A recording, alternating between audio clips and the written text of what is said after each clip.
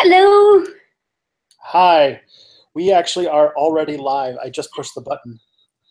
Oh no, this doesn't mean I'm late, am I? Oh no, we're a minute. You are like exactly on time. Okay. I was gonna put a light a bit closer towards me. You know, the whole YouTube lighting thing as daylight rapidly dwindles over here. Yep. You don't want to fall into any Iberian stereotypes about showing up to things.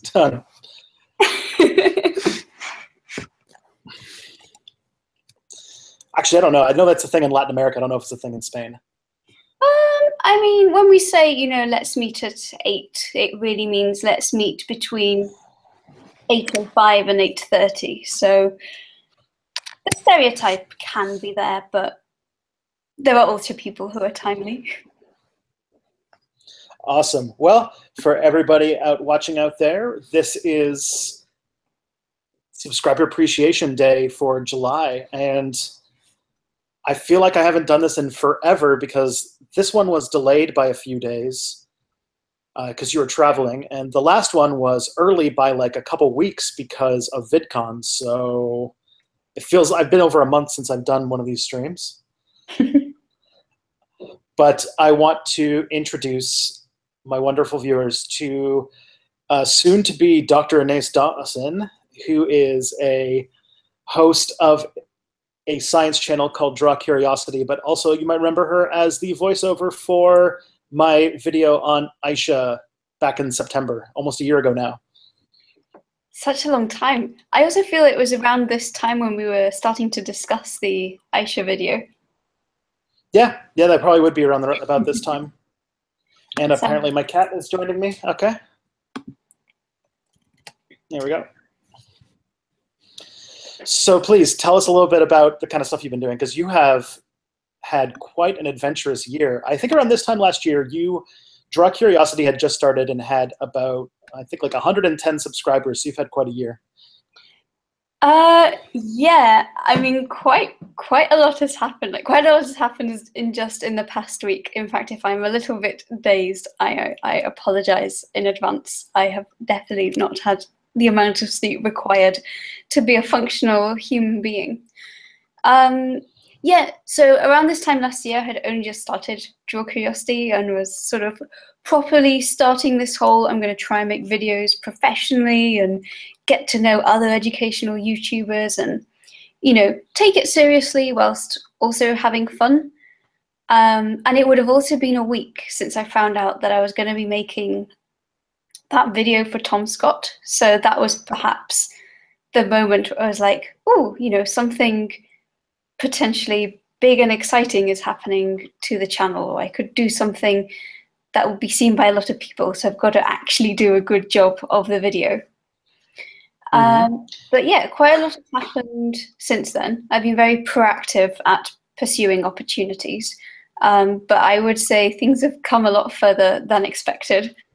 And as you say, PhD is nearing its end, so that's mostly what I'm trying to spend most of my time on, with the exception of last week and quite a few weeks before that. But yeah, you see, I'm in this dangerous position where I just finished like all of the kind of front matter of the PhD, and the funding period is still a couple years away, still got a couple of years left, and so everything seems dangerously far away, and that is doing a lot of damage to my productivity on that front.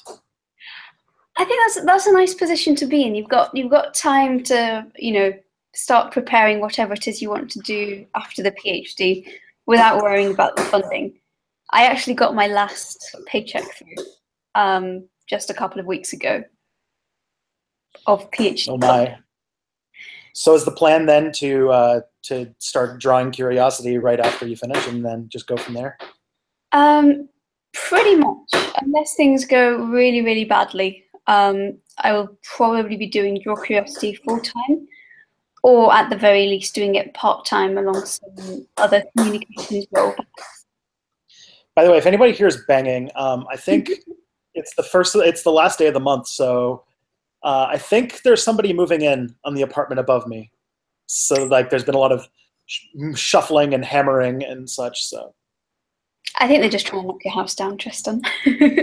it's not a very big house. Another thing that's happened since the last stream is that I moved from my 700 or 800 square foot townhouse to a 700 square foot flat with no basement. So I've lost a lot of floor space. How have you found the move? I remember you mentioned that you were moving. Yes. So I moved from a kind of suburban city of 300,000 people to Toronto, the largest city in the country, the fourth largest city in North America, and home to about 3 million people. That's been quite a thing. And how are you finding Toronto? Have you lived in Toronto before, or is this your first time here? I grew up in sort of a city that's like a bedroom community for this Toronto, so about maybe an hour out. And so Toronto's always been like this place that's like, I've grown up in the shadow of it, and this is the first time I've actually to live in the city proper. And I don't know if anybody else can notice that Phoebe has been hanging out with me here today. I have actually been feeling very, very jealous that I do not have a fluffy animal nuzzling me from behind. I do have some pets with me, but they're not the sort that I could actually allow to start crawling over me. I imagine they're of the arthropod variety. They are of the arthropod variety. They are some very cute surprise caterpillars, but they're also some very spiky caterpillars. And they have a tendency to drop and roll. So I think it would go very badly if I put them on me. Somebody asked, who is the Kelly LeBrock lookalike? I don't know who Kelly LeBrock is. I hope that's a compliment. I'm hoping so too, but I'm assuming it's me, unless it's you. And hi, I'm Ines, and Tristan already introduced me. And I think you said all there is to say about me. My life basically consists of YouTube, PhD, and normal human stuff in between, such as seeing friends and sleeping and eating. Yay! So it looks like Kelly LeBrock is an actor, a British actor who was briefly married to Steven Seagal at some point in the 90s. So I guess that's, I don't know. I'm gonna do a very, very quick Google. Okay. I'm not, well, I'm gonna say I hope I don't look like her. But I don't mean to insult Kelly LeBrock. I imagine it's a reference. I think that she did most of her work in the 80s. Anyways, it also just might be the latency in the stream graphics. But anyways, so you have, from what I've gathered, I follow very slightly on Twitter. I get, the glimpse. So you've been, I'm not sure which things you could talk about. I know you were in South Africa for a bit, and then you just got back from Germany? Yeah, literally this morning. Yeah, and then there was Sweden at one point, and am I missing any? That is everything so far. There was almost Spain, but that didn't happen in the end. And I think I would have possibly died from over traveling if I had also gone to Spain. But I'll be going to Spain. I can talk a little bit about South Africa. That's the one that's the most, because it's for a TV program and they don't want us to say too much till it airs. TV program when it comes. Sweden was an African's favorite. It was actually quite a lot of fun. I don't know if you've been to many academic conferences or what they're like for history students, if they involve lots of travel to big convention centers or if they're quite local. How does that work for you? When it comes to history, we typically organize them by regional studies for the most part. I mean, so like American historians go to American history conferences, and So often, if I were to go to a conference, it'd be in the United States because I'm a U.S. historian. But then there are the occasional like technology history, and it's a I don't know. It's really strange. Ours, I think, is a lot more segmented in a lot of ways. I did get asked if I transferred to U of T. I wish. No. So that would be like me. U of T is like the best university in the country, just as a reference. Okay. So that'd be me moving from like the 9th to the #1 university. Okay. What does the FT stand for? Is it like Florida?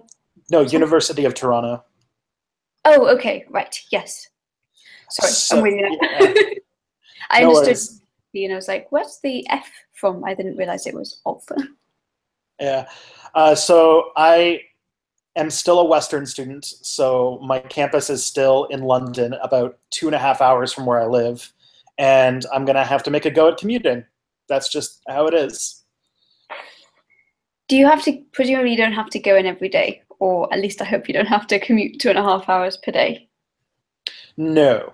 The question in mind, at the moment, I don't have to commute at all. And all of my research I can do from home because it's all computer programming stuff. The question is whether I'm going to be going into London, like going in and out of London once a week or once maybe a month or 3 times a year. It depends upon what kind of assignment I get. Yeah. Each time you say London, for a moment, I think you mean the London that's actually 2.5 hours away from where I am in the country of England. Yeah, I get that a lot. There was a time when we were going to make a really local podcast, and we were going to call it The Other London, because everybody, when you say that you did something in London or that you lived in London, that's their first go-to, even here. So, Yeah.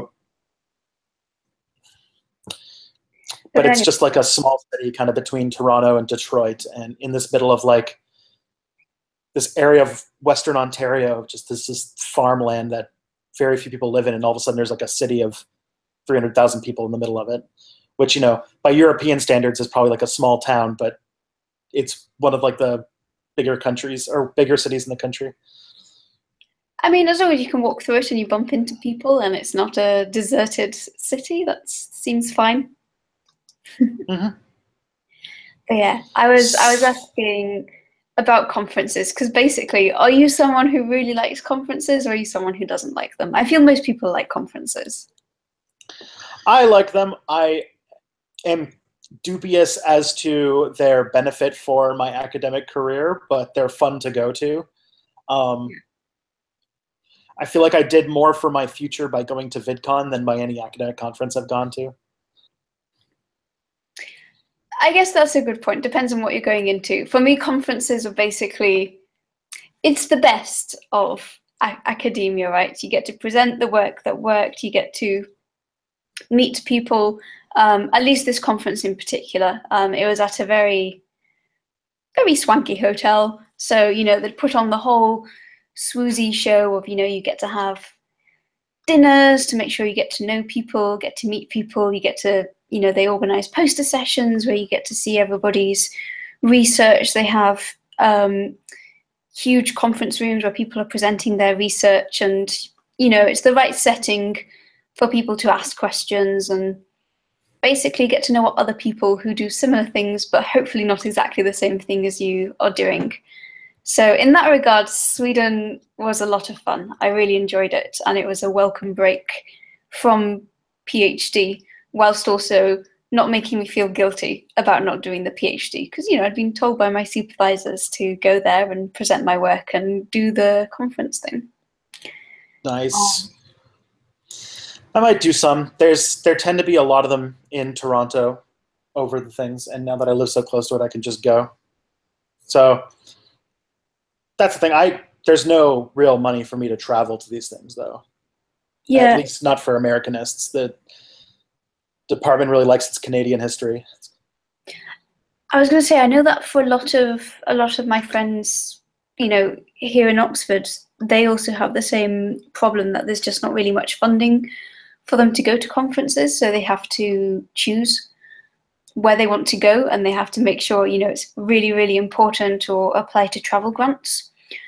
That is one of the very lucky things about the funding I have, is that they do allocate a yearly budget. It's technically for anything, but my research is so cheap in that it just involves flies and the odd camera lens, but mostly we already have them, that it means I can pretty much put them entirely towards travel if I have to. And at this point, because I'm finishing and there's, I think, a sizable chunk left, you know, I wish I could keep that money, but I'm not allowed to keep it in that way. It's got to be spent on stuff. Then the goal is to try and go to as many fancy conferences as possible and make sure it's put to good use in an academic sense. That makes sense. I'm surprised that there are departments with funding problems or lack of funding. I'm just going to mention for the viewers here, Ines is a Oxford student, and every time I think of Oxford, it's like, I think of it as like the poshest, most important, biggest university on the planet, like the hub of like Harvard and Princeton and Yale mixed together. Like I always just think of it as like the university. I know. I'd like to think the only posh thing about me is my accent, and that's it. But I mean, there's a bit of everything at Oxford, as I imagine would be the case at any university. And not to stereotype colleges, but it also depends on the college. I feel St. John's, which is my college, is pretty good at trying to make sure that everybody has equal opportunities. You don't have to spend money to access stuff. So say you need a particular book, I've always been able to request it at the library, and in a couple of days they've, you know, done a little Amazon Prime order and I can take the book out, no problem. So in that regards, I feel Oxford actually makes it easier or less of an elite to be able to study. Oh yeah, that's something else that came to mind. Because I've been facing this a little bit, and you'll be facing this very soon. So how do you plan on researching your videos once they cut off your access? Well, there are a lot of things that are open access anyway. It's handy to have friends who are scientists or who are still based in university, so you can get them through there. I know there are a bunch of websites who are devoted to just uploading PDFs of brick-walled papers that you can't access otherwise. I should say there are some journals that Oxford doesn't have access to anyway, so I have to find alternative ways. But sometimes, I've actually found quite often, if you find the researcher's academic profile, they quite often have their own uploads of their PDFs, because the person who writes the paper, they don't make any money from writing it, so they don't really care if someone's pirating their paper or not. And if they self-pirate it and put it on their own website so people can read it, they're happy to do that. Or you can email them and they will often send it as well. Or you can, I put in requests for if they could send a paper or a draft of a paper if the paper is coming out, or if they would be happy to share some video footage from some experiment they've done to feature in videos. And some are slow at replying, but I've never actually had someone say no. It's either, oh, I don't actually have access to it, or yeah, sure, here it is. Sorry I was late. I was researching fish in Hawaii or something. Scientists seem really good at that kind of thing. You guys seem way more communal when it comes to that kind of stuff. Yeah, I imagine it might depend on the field. I'd like to think that biology, which is, I guess, most of the papers that I research, people tend to value open access quite a lot. The only bits where it gets a bit iffy, I suppose, is when it comes to unpublished material, such as conferences. Some people are very wary before starting, along the lines of, you know, please don't share the contents of what we're going to talk about on social media. We're submitting it to a journal, etc. And they're usually quite picky about publishing stuff if it's been made public before outside of a conference. And I don't know if you have that in history or not. Do you ever get the fear of being scooped, or someone else studying the same thing as you do and getting their It depends, because I think when it comes to the format, things are different, because in history anyways, a lot more emphasis is on monographs than on journal articles for the most part. And so typically your journal articles are you kind of building up research towards a book you're going to publish in a few years anyway.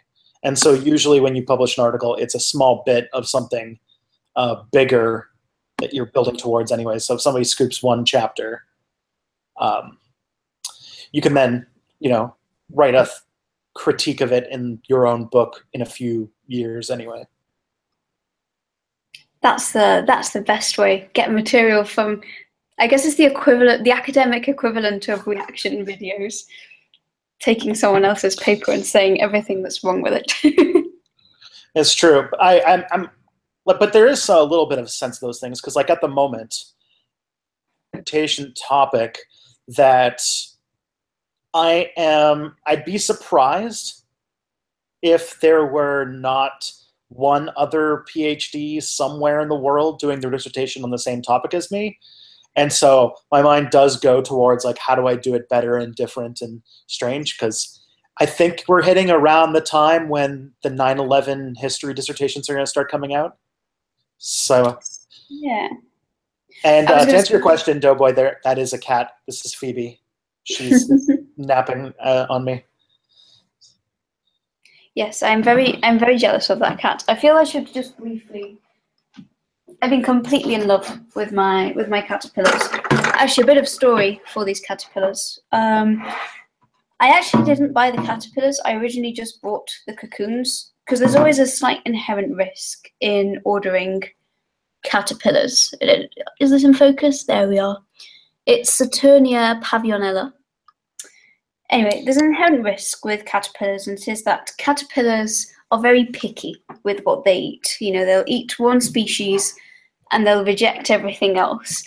And it has happened to me before, where I have crossed the border with some caterpillars to a country that didn't have the specific leaves that they ate. Goodness. I had to try and... In that case, I was lucky. They were silkworms. They only eat mulberry leaves, hojas de morera. And the mulberry trees in England at the time, they hadn't actually come out. So all of the trees were essentially bald. But fortunately, there's a silk group in Oxford, and they're on the same corridor. Well, they were, because this was when my department was still open. We shared a corridor, and I got on very well with the silk group. So I was able to just kind of write to them late on a Friday evening, crying about my silkworms, and they just gave me this very suspicious green powder that you mix with water and microwave it for a bit, and you basically get reconstituted mulberry leaf that they will start to eat. Goodness. So, wait, I thought your work has to do with flight, so are you waiting for them to turn into whatever silkworms pupate into? Sorry, I hadn't even got to the beginning of the story. These aren't actually for my research. These are actually, well, they were for Draw Curiosity. There was a episode which I really want to make. It's going to have to wait till next year at this point, about moth antennae. Basically, they're really, really interesting. And from a biomechanics perspective, because that's what I study insect flight. Insect flight happens at low Reynolds numbers. And there are a few interesting phenomena that happen at low Reynolds numbers. Low Reynolds number basically just means that the fluid that you're in is quite viscous. And moths face a very interesting problem, without wanting to give the episode away. So I thought, you know what, Ines, I'm going to go one step further, and I'm going to order the species of moth with the fluffiest antennae, which turn out to be the Saturnidae family. And in England, the only one there is the emperor moth. So I ordered some cocoons, but the cocoons were dead when they arrived. And then I sent a long complaining email to the company that supplied them, saying, you sent me some dead cocoons, and you also told me to wait, but I'm pretty sure these cocoons are dead. And we had a bit of a back and forth, where I thought they were just going to take my £20 I had spent on moths, and nothing was going to come of it. But then they emailed saying, it's okay, Ines, we're going to put it right for you. You've got some caterpillars coming in the mail. They should be with you tomorrow. Here are the species of leaves they eat. So it was a mixture of, oh crap, I need to make sure I find these leaves for my caterpillars, but also, yay, I have something that's alive, and they are very cute. So. And are you going to make a little bit of dosh from the silk? I didn't. No, they're not silkworms. They do actually pupate using silk. So some of them, I don't know if you can see in this corner here. They've started. 3 of them have started pupating in there, and they do use silk. So some caterpillars just kind of hunch into themselves, and the outer cuticle hardens. They actually weave something around them, but to take the silk you would actually have to boil them and kill them, and that would kind of defeat the purpose of trying to get a moth emerging in a year's time. That's cool. I can't wait to see that video. That's a lot of work for one video. I have a question from OnlyBro555 to ask if the Aisha video is the most disliked video on my channel, and I thought it would be, but it is not. But I think that speaks more to how many videos I've made that have pissed people off than that video itself. Because that video did rile up a lot of people. It riled up a lot of people, but I also thought it got... I felt it got quite a polarized response as opposed to an overly negative one. Yeah. I mean, there were, like, there was anger from your typical, like, Islamophobic, racist people, but then there was also a few small contingents. First of all, Shia Muslims, there's a few people who commented on that because Shia Muslims are not the biggest fan of Aisha, as the video kind of gets into. And also a few people who just got a little ticked at me for drawing 2 holy figures in Islam, which is actually against the rules. I tried to keep it to a minimum, but yeah, I still had to, at least for the 2 main characters. And that got me a little bit of heat, but not a ton. Yeah, I did remember that, and I remember when I showed it to my partner, he originally interpreted the figure that you drew of me as a narrator, and I think some people in the comments did as well, as that was Aisha talking about herself, and he was like, you can't post that. You can't post a video where Aisha appears. And I think some people did actually think the narrating figure was one of the holy figures. Oh, it was supposed to be. That was the problem. Oh, okay. I did actually do it. I feel like I tried to strike a balance to be to show as few characters as possible, but also to be able to tell a story about real people that existed in the real world. Yeah. And so if you don't show the people, if you don't make a story out of it, you're not going to talk about Islamic history, which is really interesting, really cool, and really important for understanding our human heritage. And so I decided to make a kind of thing to be as respectful as possible and do as little drawing as possible, but still do the ones that I thought were necessary. Otherwise, there's going to be a lot of calligraphy and people wouldn't watch it.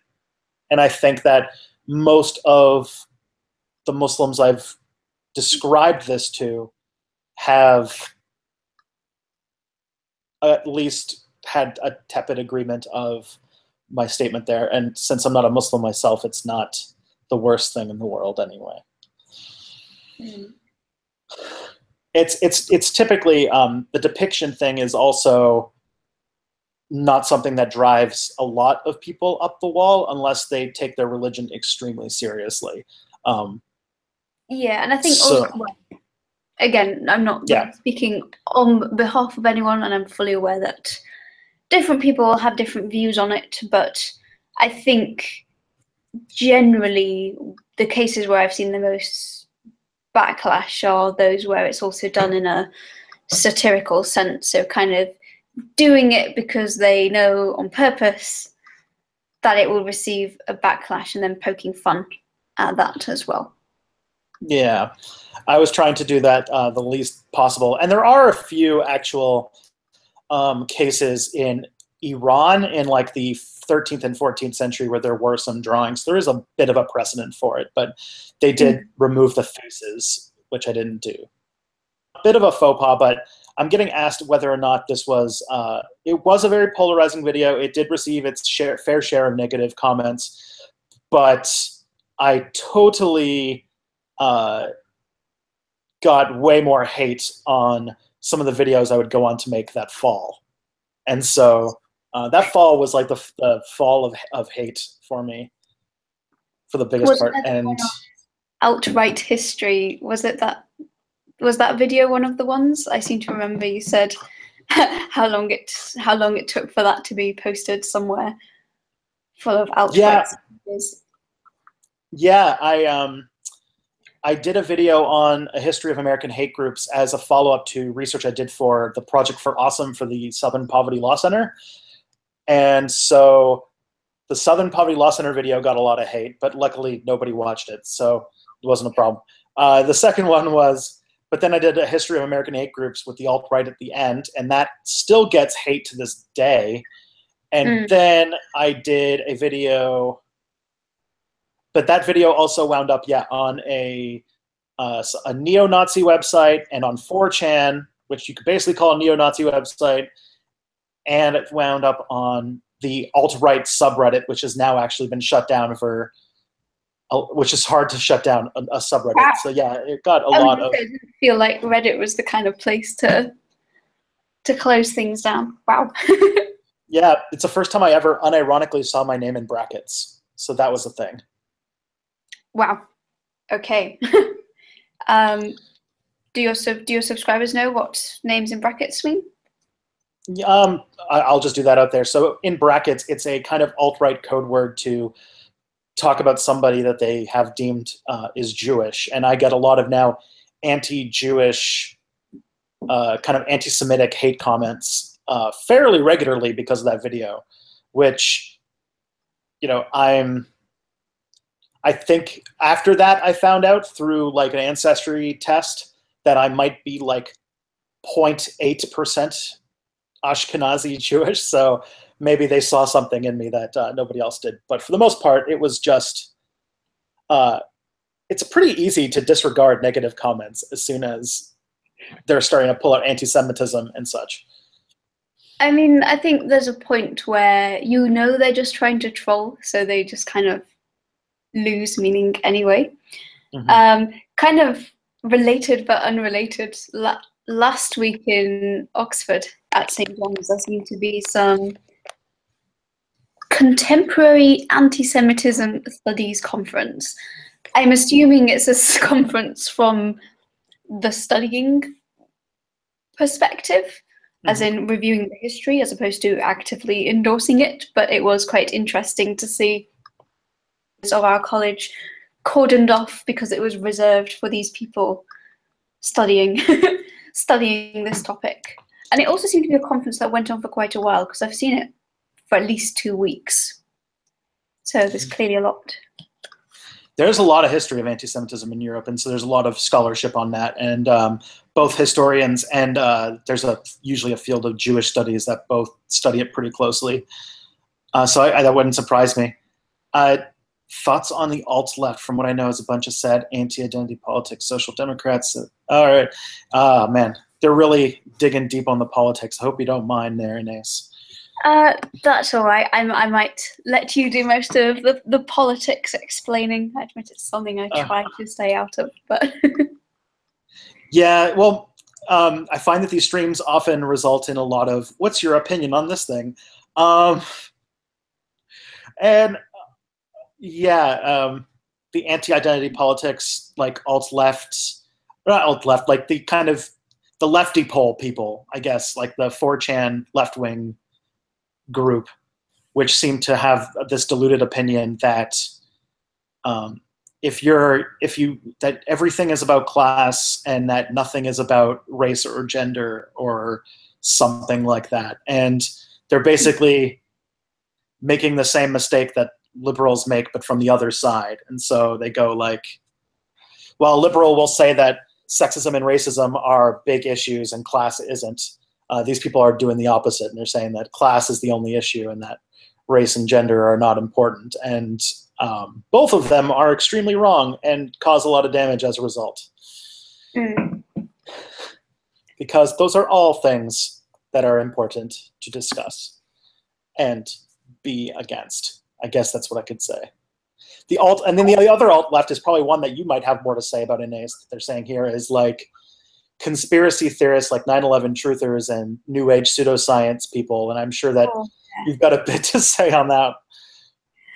I mean, especially, maybe I've just steered clear of those kind of channels and outlets, but in Spain, there are like YouTube channels with millions of subscribers, actually literally millions of subscribers, where they make videos about conspiracy theories like CERN portals and alien abductions and the Earth is flat and 9/11 was, didn't really happen, etc., etc. And they seem to, gain a lot of popularity. And I often wonder whether, I do get the feeling the people creating these videos, I'm sure I hope they don't believe everything they say, but you can tell from the comments that people do take it as gospel and repost it and share it. And obviously, because it's something that's somewhat controversial and it's like, oh, the news outlets aren't telling us this, it's a conspiracy, then it gets shared even more and then it becomes even more popular. So in that regards, I have seen kind of striking shift in that movement, but you also get, the other group of people who are more centered on logic and science, and you could say the side that I'm on and saying, well, there's actually no evidence for that. In that regard, if you want to discover a wonderful new channel, there's one called Captain Disillusion, which, apart from being beautiful visual effects in action and completely dismounts, viral videos, such as how to create your own CERN portal abduction, or, spoof Kickstarters or viral videos of ostriches on skis. He breaks all of these things down. So he's Captain Disillusion because, a video that you thought was really cool and couldn't possibly be fake, turns out it is all fake and made up, and exactly how you can do all these visual effects. Unfortunately, I think it's the kind of thing where you end up preaching to the crowd because, I'm always surprised when I see people believing that kind of thing, and obviously I'm not going to actively seek it out because I disagree with it fundamentally, and I don't think it's, I want to spend my energy reading things that I think are interesting and are correct. And I would imagine that from the other side, they would see the same thing and they think that science is a huge, massive conspiracy that's out to get them. I've kind of gone down a random tangent there. But yeah, I guess I don't know. My opinion is that I am on the side of facts and struggle to understand at times the fanatism of the other side. Yeah, although I should say that it feels like maybe this is just the filter bubbles getting better over time, but it feels like it's gotten better since like 10 years ago, when there was at least in social media circles, it seems to be people seem to be more skeptical of these specific types of claims than they used to be. I don't know if the anti-vax and stuff like that, those kinds of movements are really on the back pedal. You went to CERN, didn't you? Did you see the portal? Yeah, I got sucked into it and was away on an intergalactic expedition for a couple of weeks, which lasted a couple of hours. And then I came back, but then some aliens said I would not be allowed to retell it. So they erased most of my memory except for that bit of context. And that one video you made, I'm trying to remember what the video was again, where you pretend to be on an alien planet or something. Oh, yes, the Trappist F. I completely forgot about that video. Yes, that was using my interpretation of Captain Disillusion's techniques, by which I mean I built a rocket and went to Trappist F and found a way of pausing time so I could make it there, make it back, edit the video, and present my findings. Nice. I do remember, I've never heard of the CERN portal. That's a new one. I do have memories that when they were first going to turn on the Hadron Collider, there were people saying that they were going to make a micro black hole that was going to devour the planet or something. And that was like... Oh, yes.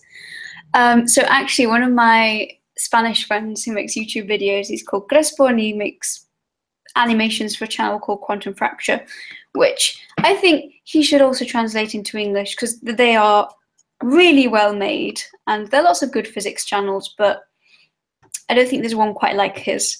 And he did make a video explaining why there would never be a black hole in the first place. Basically, you're more likely to get a black hole through other mundane forces than through the Large Hadron Collider. But obviously it's something big and different and sciencey, and people don't understand it, and you know, fear is a strong emotion. So if you can scaremonger a little bit, sell a few more newspapers, people can get worried about it. Fun fact, when we were at CERN, we went to the central control room and we were allowed to press the button that actually turns it on. Obviously it didn't, because you need actual access codes and passcodes, and it was during its downtime, which was why we were allowed there in the first place. But I thought that was, you know, a pretty cool story, even though it amounts to nothing. You didn't get to collide any hadrons. No. I was going to tell an inappropriate joke. I won't tell it. Oh, no. The hard-on collider is one of the older jokes about the thing. Yeah. It does. That type of does exist multiple times. Yep. And somebody wants to know what was the name of your Spanish YouTube friend. They didn't hear it. Oh, their name is Crespo, and their channel, I shall write it in the chat, is Quantum Fracture. And yeah, they're really well made Spanish animations, and he is doing really well at YouTube as a consequence, which is really great to see. But still, there are no Spanish channels that have over 1 million subscribers who do science, and there are quite a few pseudoscience channels who do have over 1 million. So that is something we're trying to change. Maybe not myself specifically, but I think Crespo or one of the other science channels will hopefully get there soon. Nice. Oh, is human nature a spook? I don't even know what that means. Oh man. The questions are unique. I like how Phoebe's become a celebrity. Well, she should be. Oh, I didn't realize that. Hey, Trinity, I didn't know you were watching. I missed a beat. Sorry, I just actually found the chat pop-up box. Hi, chat. I see a few names I recognize. That makes me happy. Yeah. Mr. Beat, Good News Channel was here for a bit. I recognize Leildon and the people who were there from the beginning. Anyway, sorry, we're getting distracted. It's all right. That's what this is all for. This is not like a formal special thing. This is Subscriber Appreciation Day. This is just talking to this. Really glad it's nothing too formal, because I was very, very sleepy, and I was thinking it would be pretty bad if I actually needed to say anything of substance and intelligence. No, this is just once a month. I just have fun with my subscribers and random cool people who make cool stuff.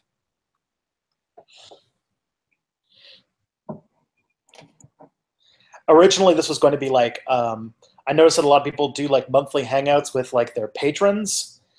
But then I was just like, why not just do it with everybody? And here I am.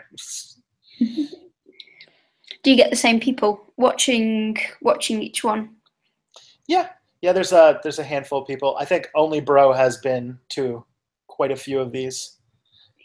But he is not the only Bro. No, there's at least 555 of them. Oh. But usually they end up in their own cool discussion while we talk, and sometimes I get distracted by the things that they say themselves. So, I mean, I would assume that is what subscriber appreciation is about: appreciating what they want to talk about. I will say I am happy to answer questions. I guess I just stray away a little bit from politics, partly because, I don't know, like everyone, I have my own opinions, but also I also do not have the history background that you do, and I am intensely terrified of messing up. Oh, I mean, the only thing that comes to mind is that you guys were running through some fields of wheat last month. That must have been fun. Oh, Theresa May. I actually had not even understood that reference until recently. That is how out of touch with the world. Oh boy. I mean, yeah, Brexit is a good way to get me to rant about politics, but I am going to avoid ranting about politics. There was some. I mean, the election was a complete weird thing, that one. But Vincent Van Gogh has a lot more seats now, and UKIP's dead, or more or less dead. So like those are all good things. For once, the weird way in which the elections work in the UK have done one good thing. Yeah. By proportional number of votes, ignoring constituencies, I think UKIP should have had quite a few more seats than, can't even remember which party, but one party got seats, UKIP didn't. What a shame. Sometimes when democracy doesn't work, it doesn't work in your favor. So I got a question about transhumanism. Have you heard this term before? I've heard it, but don't ask me to define it. All right, so transhumanism, you'll find this really, it's a group of people who have this philosophy that has to deal with what we're going to do about emerging technologies and the kind of push that's going on. And what they say is that somewhere between some of the upcoming developments in medicine and technologies of like digitizing parts of the brain and just various things, that we're going to at some point turn ourselves into something that's like, we're going to kind of ship a Theseus away, our humanity, and we're going to become something that we really can't define as humans anymore. And often these people see this as a good thing, or at least something interesting to think about. And so they often are people who are like, they philosophically like are really into saying we need to invest in like a way to digitize a human brain so that we're all going to live forever, or looking at ways on not just making mechanical parts to replace ones that are damaged or handicapped, but like to make like, organs that function better than a regular one, and like all of these kinds of things. There's like a lot of it's kind of like a school of philosophy that thinks that these are the kinds of things that we should be emphasizing. Okay, that is a little bit more up my scientific road. I have two immediate thoughts. The first one is Elon Musk. The second thought is, have you, or anyone in the chat for that matter, have you seen the film Abre los ojos, which means open your eyes? And I think it's done by, I want to say, one of the Almodovar directors. Let me just check really quickly. I am really bad with anything that's like director names, actors. I just know it's a good film. And there's also one called Open Your Eyes, but that is not the one. The English version is Vanilla Sky, but I've not watched Vanilla Sky. I just know it's the English equivalent that they did. Was it Almodovar? No, Amenábar. They all sound the same. Alejandro Amenábar did this film called Abre los ojos. I think it was from the late 90s or the early noughties. Don't really want to give away too much of the film, but it's relevant to that topic, and it also touches on the topic of disfiguration. And the main character is, one of these bad boy player men who's handsome and is used to getting everything he wants, has a bad accident in which his face is completely disfigured, and there is not really much that he can do about it other than, learn to accept it or try and find a way around it. And I won't spoil the rest of the film, but I feel there are some messages in it that would fit well, potentially with transhumanism, with also, a layer of morality that's also applicable to humans today, such as, don't judge people by their exterior. Yeah, it's a crazy, like, I used to be way more into it when I was younger, like probably about, I don't know, when I was like 18, 19 or something. But anyways, sorry, continue your point. Sorry, that last bit cut out. And I saw someone says they speak Spanish in the chat. I haven't figured out a way to put the chat and our chat in at the same time.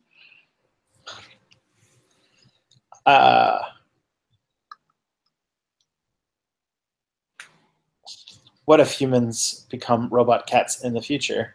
I mean, yeah, so there's a couple of things that people have talked about. So like a lot of transhumanists will talk about the kind of philosophy and ethics of things, like kind of two questions that were brought up in the chat.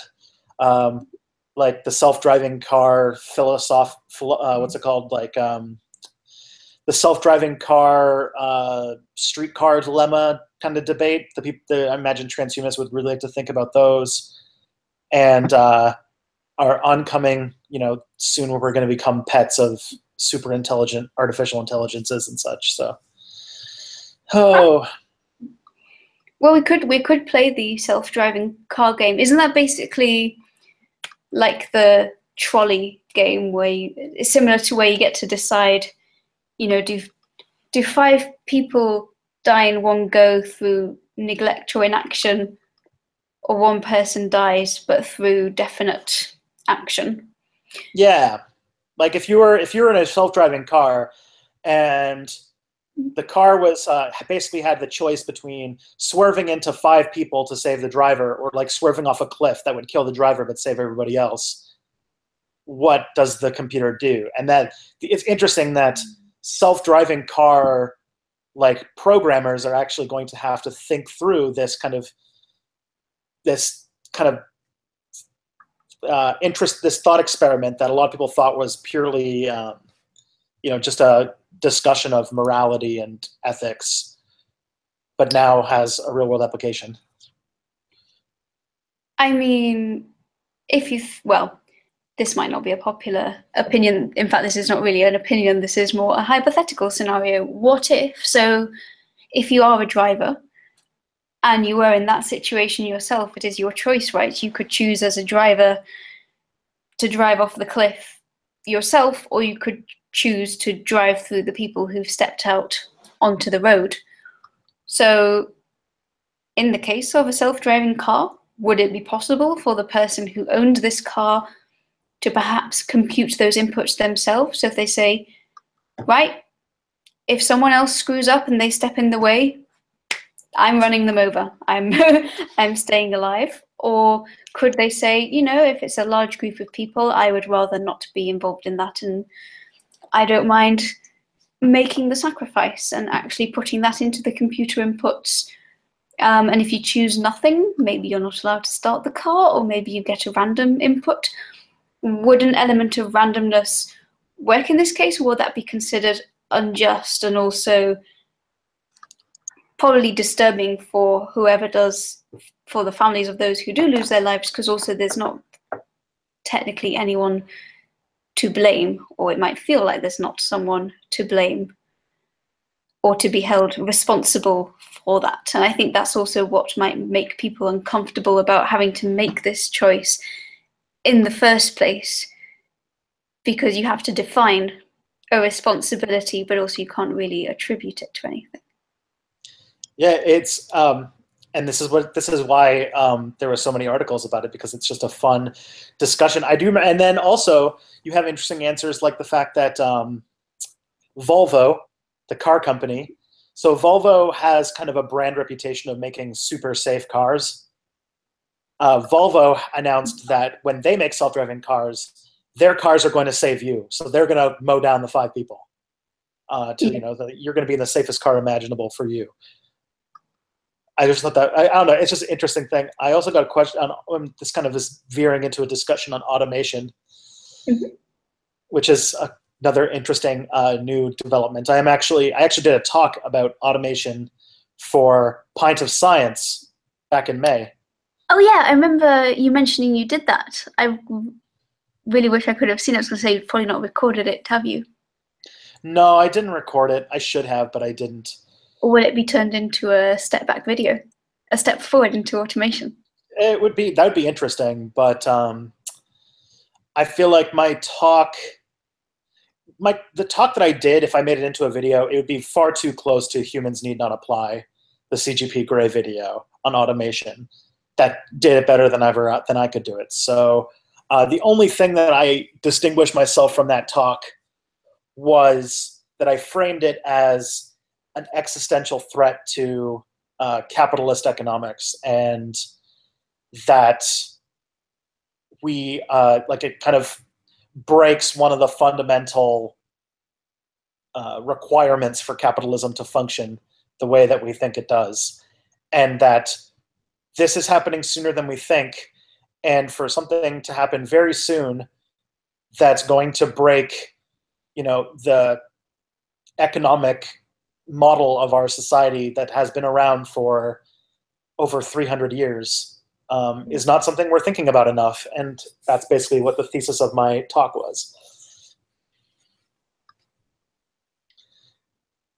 And what would your conclusion be? Because obviously it is becoming increasingly easy to automate things. So do you think this will make human life more commodified? We could have more spare time and potentially adapt to having more spare time and doing new things? Or do you think this means that it will lead people towards a further economic crisis because they aren't able to secure a job that will provide them with enough income? Well, I made the argument that we are kind of we're at a decision point right now where if we did something about it, if we I have my issues with the basic income, but that's like a Band-Aid to kind of deal with the situation we're getting into now.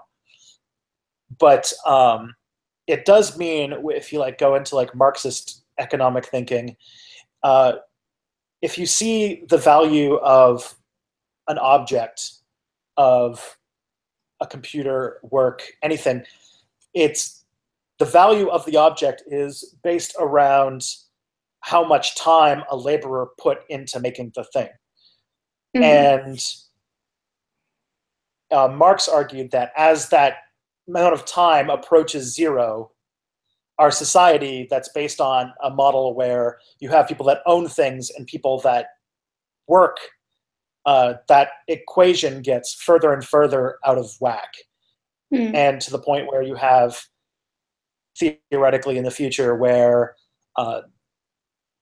longer require human work to make, it kind of makes the whole idea of owning things kind of obsolete, which is sort of one of the fundamentals of making our current economy work. And so I think that even a basic income thing would lead to some pretty sketchy situations, because for many workers, for most people, our ability to do labor is the only bargaining chip we have with capital and with the government.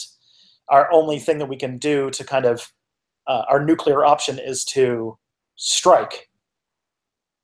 And if that is taken away, even if we had basic income, what happens at that point? Where does it go?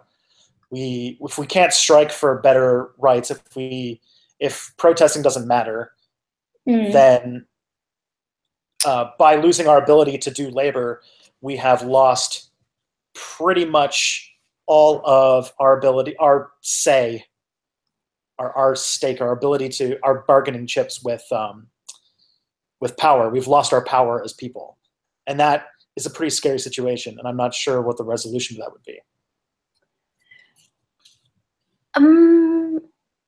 Obviously a tricky question without it actually happening, but surely if your labor is no longer needed anyway, such that going on strike meant nothing, if you were in a situation where you would want to have that bargaining chip because the situation wasn't good enough for your particular context, I would probably consider that it's unlikely that you'd be the only person in that situation. So you might find that there are groups of people anyway who would oppose it, such that they could essentially emancipate themselves from that society and therefore create their own separate one in which they are able to use labor as a bargaining chip or find some other equivalent way to do that. So in some way they would have become disenfranchised with that current government, but they would recreate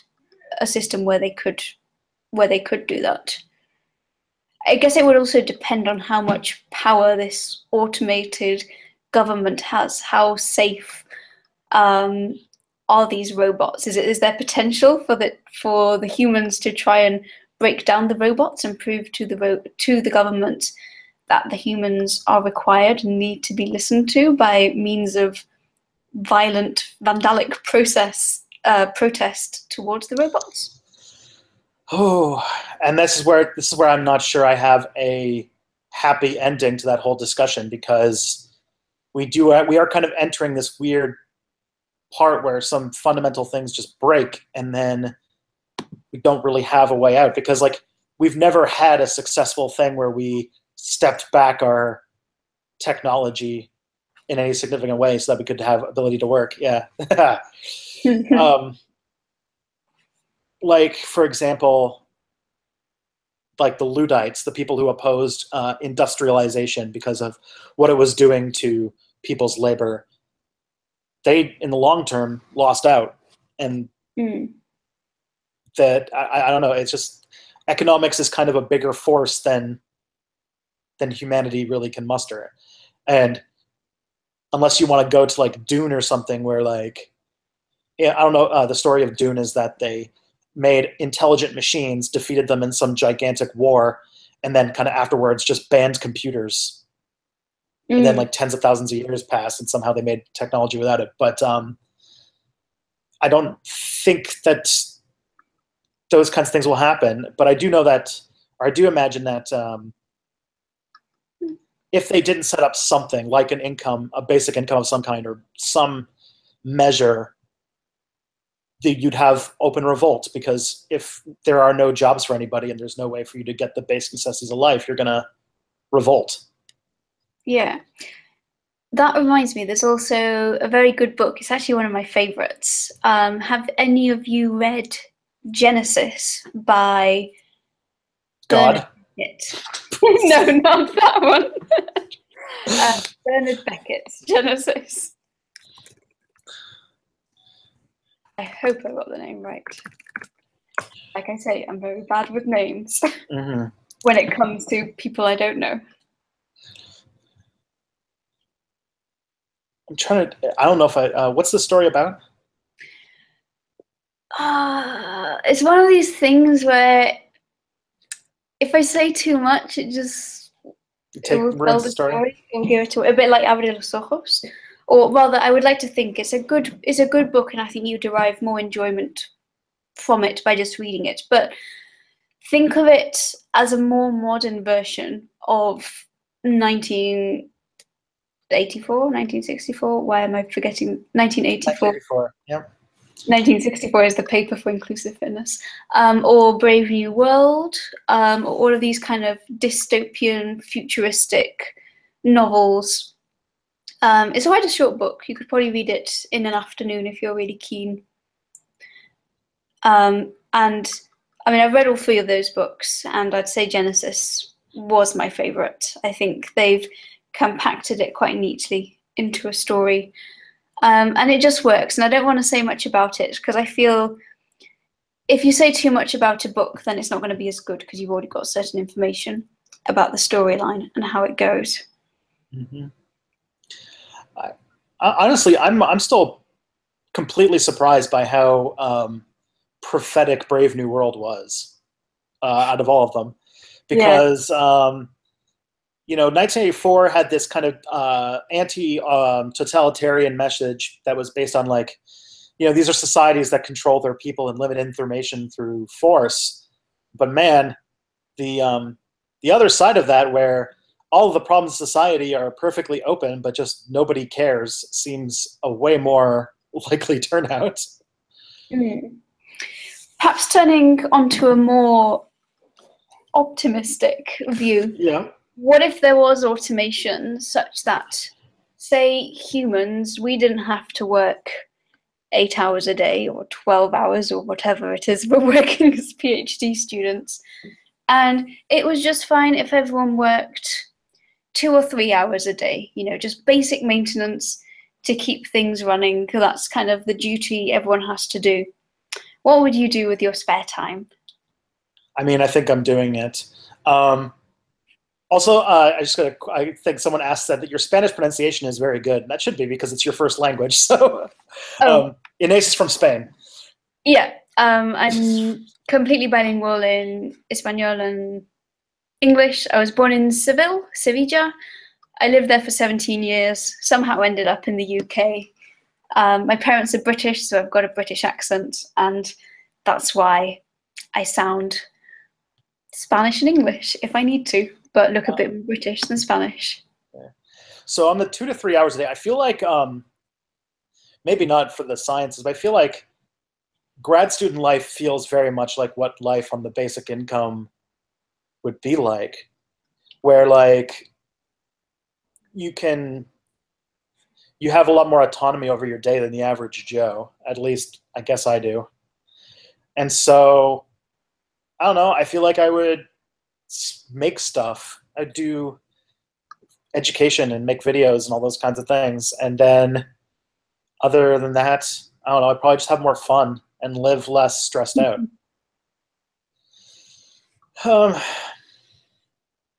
So Paul the Skeptic came back and we talked about dystopia and automation and pseudoscience. We went all over the place. Trust me, this will all be up afterwards. You can watch the whole thing and see where you... Basically, a sleep-deprived individual attempts to philosophize and then attempts to put a positive spin on the world having profound societal changes due to the introduction of robots. Yeah, I think though that what your question does raise, though, is that it will mean for us in general a real rethinking of how we define ourselves, because in a lot of ways we kind of define ourselves through our professions. And we're already getting into a point where we do a lot more, a little of a lot of jobs. So a lot of the, like the whole Hank Green calling us the Generation 1099, which is the tax form you fill out in the United States if you're a contract worker. Yeah. I feel like that's fairly accurate. Like I don't think a lot of people in our generation define ourselves by our career anymore. Maybe we're a bit different because we decided to just stay at school for way longer than we should have. But yeah, I imagine that you'd have a lot more people just doing like having their Etsy store or their one-man show or their, you know. I don't know. I would like to think, again, I'm going to be, you know, super glass half full and optimistic. I tend to be perhaps overly optimistic, but I would like to think that if I did have just 2 hours a day that I had to work, then I'd be able to spend more time with important people, or that, as in, you know, the people who are important to you, like your family and your friends, not like the emperor or something. And likewise, I'd like to think if people were more together, then perhaps they would be more happy, thus less likely to revolt, because ultimately revolution comes out of a sector of people being unhappy. So if everyone had a secure life, in as much as, you know, they've got some work to do and everything is provided for, that perhaps everyone could be able to potentially achieve their own personal pursuit of happiness, whatever that may look like for them. And that maybe this is just something I think about, especially being a PhD student and not really having much time. I know that one of the things I really want to do as soon as I finish is go back home to Spain and spend some time there with my family and with my friends from Spain. It's one of the things I miss the most, actually. I just keep thinking about when I was a happy school student and had long holidays and was able to spend that time and was very happy. So maybe that's what happiness looks like for me. Yeah. I feel like you ask anybody that question and you'll get different answers, and it'll say a lot about what kind of person they are.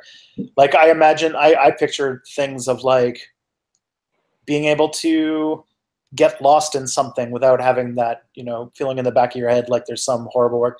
I also imagine that a lot of people would just spend their young years just wandering around the world to random places for stuff because, this like digital nomad group of people, I imagine there'd be a lot more of them, people who just don't have a permanent address. Yeah. I'd be quite curious if people in the chat did say what's their personal view of a happy life where you had more time to do what you wanted to do. I'm just going to excuse myself for 5 seconds to turn another light on because it is getting dark. Yeah. Yeah, it's like it's super late. She's in the UK. That's it's not. It's like not 9 o'clock. Yeah, I wouldn't call that super late. Also, I have to say, this is quite a funny T-shirt in as much as it says "currently offline," and that's a lie. Oh, yeah, you. Sometimes you'll send me a message, and I'll just be like, "Wait a minute, isn't it like 3 a.m. in the UK right now?" And you're like, "Yeah, 10." I was going to say I think my PhD has turned me into a bit of a night owl, but actually I've been getting up earlier. I think my PhD is just pushed out sleep altogether. Oh boy, man! I'm American. What is this happiness you foreigners are talking about? Oh, you poor soul.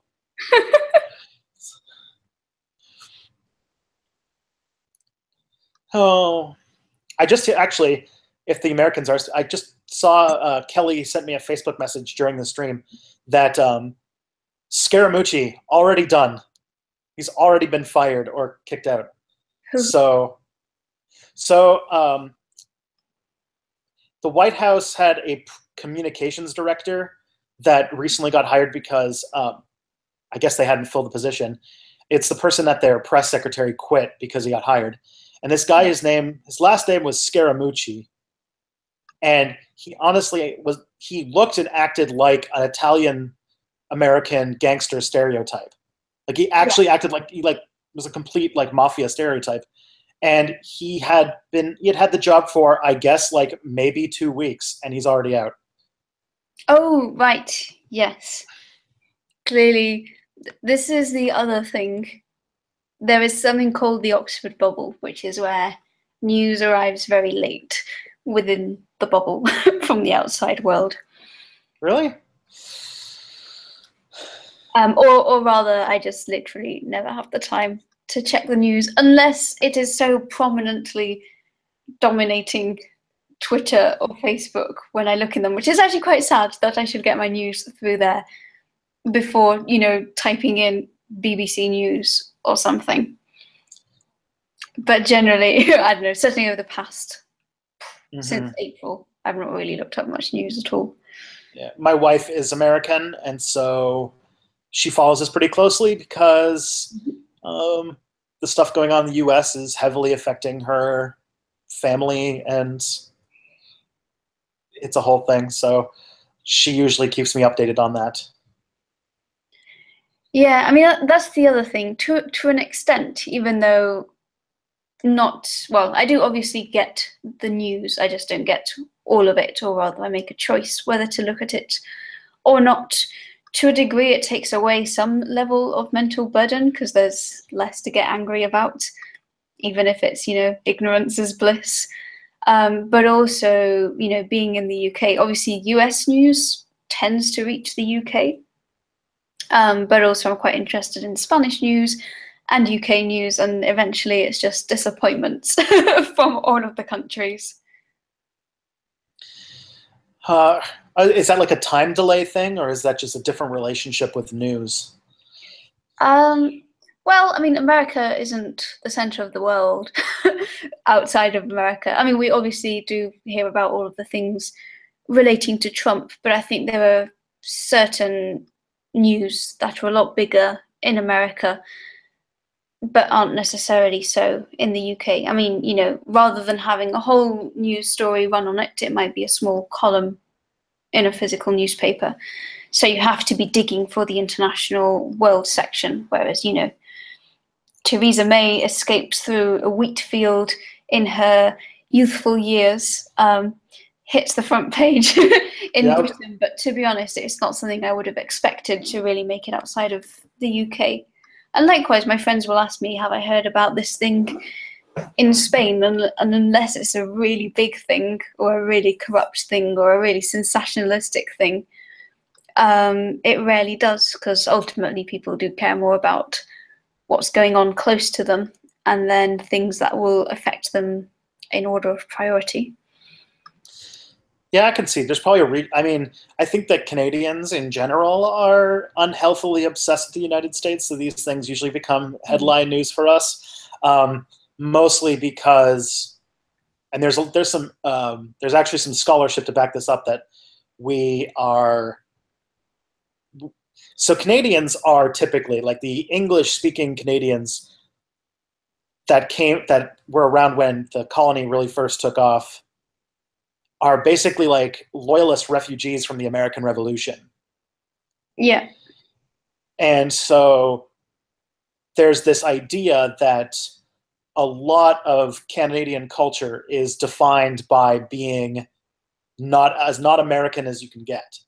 And so we kind of always define ourselves by comparing ourselves to the United States. And this is not very good for us. It's not nice, but it's something that, like, permeates Canadian identity and our literature and all sorts of stuff. Yeah, I mean, it makes sense, but it is. I mean, ultimately, that's kind of one of the big things. If you want to be happier, you don't compare yourself to other people, and that would also apply at a nation's level.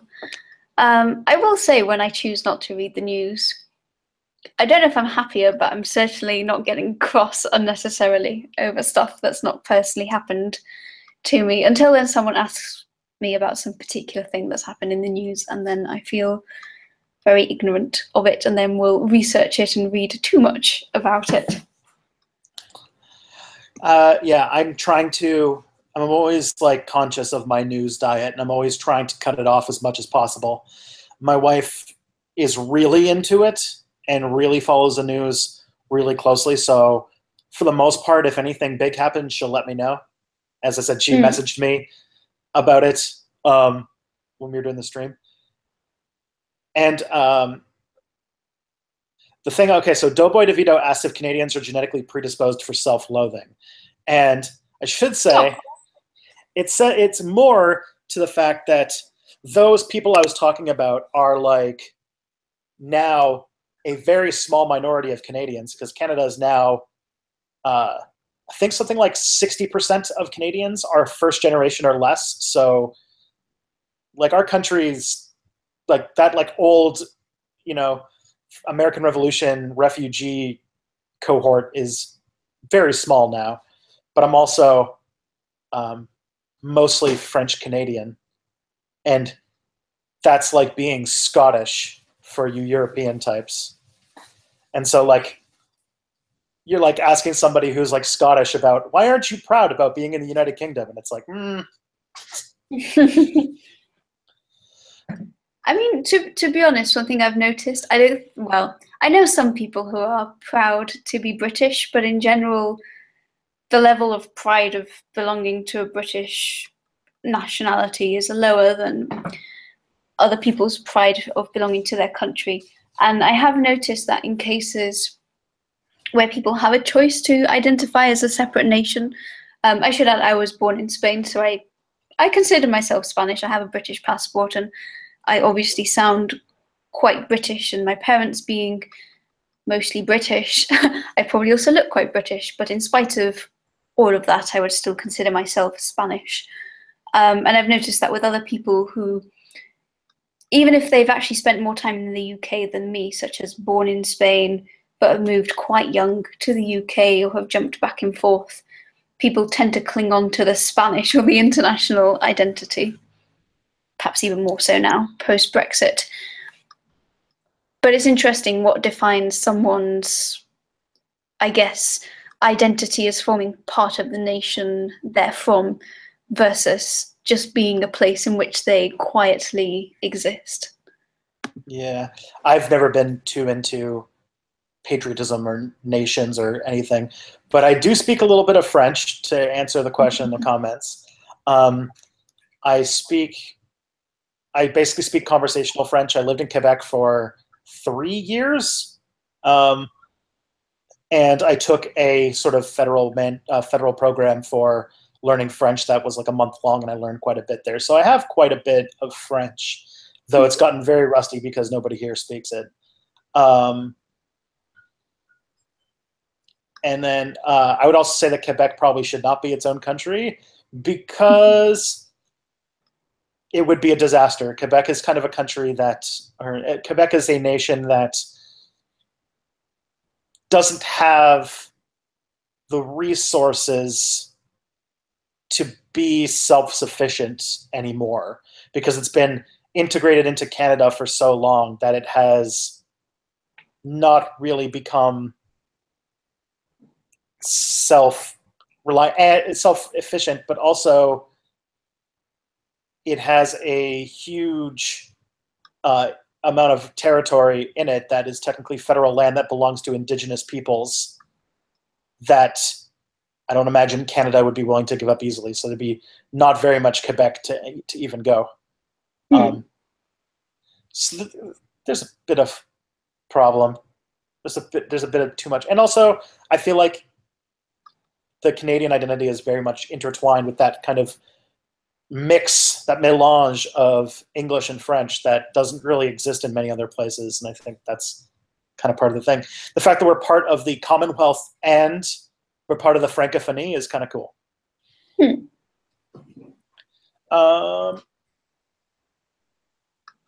Yeah, that's about all I can say to that. But you must have a Tale of Two Worlds type mentality. So you were 17 when you left Spain. Yeah. You said you were from Sevilla? Mm-hmm. I think that is the hometown of Hernando Cortés. Let me. It's either Sevilla or Toledo. Okay. I'm gonna check this. Mostly because, in spite of our chat on your channel, I was not the best at history at school. That's all right. Also, I don't remember Maine ever being considered part of Canada. Who does this? Who is this person? I know that Maine has a lot of French Canadians, but that's all I can think of. He's from Medellin, which is actually neither. Medellin is in Extremadura. So let's pretend my face is Spain with Portugal. If this is Cádiz and Seville is here, then Extremadura is there. All right, so I was almost as wrong as you can get. But hey, at least you dared to make a guess. I just thought, I don't think he's from Seville because like he's a popular name, but not one of like home pride of like, oh, we're walking past the house of Hernando Cortés. But that doesn't necessarily mean that he wasn't in Seville at all. Let me do a quick second search. Well, I think Sevilla it's a port town. No, well, okay, so according to Wikipedia, there is a statue of him in the Archivo de India, so it's in a history museum. Seville, it's not a coastal town, but we do have the Guadalquivir River going through it. And not today, but in the past, I think ships could come that far inland. possibly in the times of Hernan Cortes, but the main coastal towns would have been Cádiz and Huelva, which is where the Guadalquivir passes to the outside. And I'm gonna skirt around anything too historical because I'm not good with like the specific facts. I know the fun things like getting the dead to vote to get the outcome they wanted in Spain, but not the whens. I only ever learned a tiny bit of Spanish history because it might not surprise you, given the content of my channel, but for a little while, I thought I was going to be doing a PhD in archaeology, and it was going to be on pre-Columbian Mexico. And that involved learning a lot about at least a little bit of the kind of early colonial Spanish stuff. So like I know that Seville played a really big role in like the early colonial stuff. But I did remember that I had to keep for that part I had to start reading old Spanish. So I had to keep learning like how like I kept getting like I used to meet up with a professor, and he would give me consequently older and older Spanish text, and then like the further back you go, it's when Spanish becomes less and less unified. Yeah. And eventually it just becomes like Castilian, which is fairly different.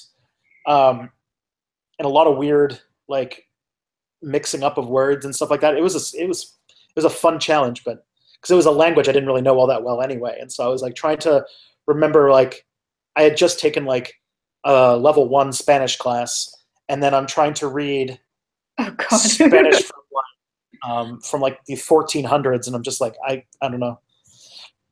I mean, it's not even just the fact that it will be different vocab wise and spelling wise, but also they spoke completely differently. It's almost, well, for me, reading El Quijote, the Quixote, which is, I think, probably maybe around the same time, or actually maybe a couple of 100 years later. I don't know how far back you were reading, but the original Quixote, to read it, it's a fun story. I know some people throw bricks at me for saying that, but it is genuinely a funny story. It's a bit garbled here and there, but the way it's written is so different to how you would express modern Spanish that it's just a struggle to get through. And there's, you know, tons and tons of chapters, and then there's book part 2, book part 3. So I can imagine it being hard from that perspective. It's a bit like, actually, we had to read Sense and Sensibility, the Jane Austen book. So everyone got the simplified B2 level version so that people could practice their English. But the teacher was like, well, Ines, you're actually English, so here is the original book. And just getting accustomed, it wasn't, I know it's not even such an old book, but the English, to me, considering I only really spoke it at home, was completely different. I think my Sense and Sensibility book ended up with loads of doodles of 13-year-old Ineses looking very sad and underlining lots of words that I didn't understand. Even for a native speaker, like 18th century English is, it's still very alien from today. And I guess speaking English at home, does that mean, I don't know, like, what would you read your books in? I mean, at home, I would often read, to be honest, I'd read in both languages. I think I was slightly better at being bilingual, in as much as I feel now my Spanish is a bit rusty. I'll spend a couple of days in Spain and it will be fine again, but there's always a bit of an accent. I overpronounce my T's each time I've come back from England. I would read books in both languages because obviously it's easier to get Spanish books in bookstores, but my parents are both, well, they were English teachers, now they're translators, and they both, well, my dad studied Spanish, but they're both linguists, so they know a lot about language and were quite academic, to be honest, so they always encouraged me to read a lot. So I would read both, but we didn't I personally didn't have a taste in old books. So when Jane Austen was made as a suggestion for me to read by the school, it was still not really something I'd really prepared for. And in terms of speaking English, so that's quite an interesting one, because most of my English that I learnt was obviously from just speaking English at home with my parents. So I have their accent. I know I sound like I come from the south of England, but then I say things like Bath and Branch, which is more north of England, and that's the perfect mix of my mum, who's from the north, and my dad, who's from London. But also my parents are older than the average parents, we could say. If you're watching this, parents, I'm sorry for saying this. And I know that none of the slang that people had in the UK when I moved, they didn't have that. I had the humour that people in Spain had. So even from a fitting in perspective, when I moved over, even though I could speak and sound British, I don't think I really clicked properly with English people, because they wouldn't get my humour or think that what I said was funny, and then they use slang terms that I'd never heard before. And apparently I say words like dishy, which are apparently old-fashioned words, but I disagree. Then again, it sounds like, from what I remember, regionalisms and regional words and dialects and things in England specifically is very, very heterogeneous. Like you can walk like 2 blocks and have a slightly different accent in a new language, and it's like, oh boy. And then there's that whole joke I said a little bit while back. I think it was in a stream I did a couple weeks ago randomly with Kevin Logan, where I made some joke about how I said that Quebec and Canada is like Scotland and England, but pretend that Scotland didn't speak English. And then, of course, the instant joke was, of course, Scottish people don't speak English. And it's like, Yeah, I mean, I think there is actually quite a lot of regional variation in accents, but I think also there's also the element of culture. So for example, I'm going to sound like such an uncool kid, but I know that isn't like lit in America, one of the in words right now. I think so, with people younger than me. Or the dab, or the bottle flippings. So all the things that are, popular now.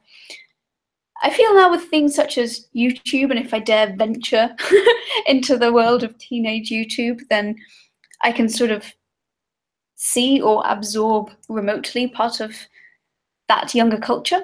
But when I first went from, Sevilla to Oxford, I didn't really consume English content. So, I don't remember specifics, but there would be lots of expressions and things that people would find amusing or would use in their speech. Oh, one I remember.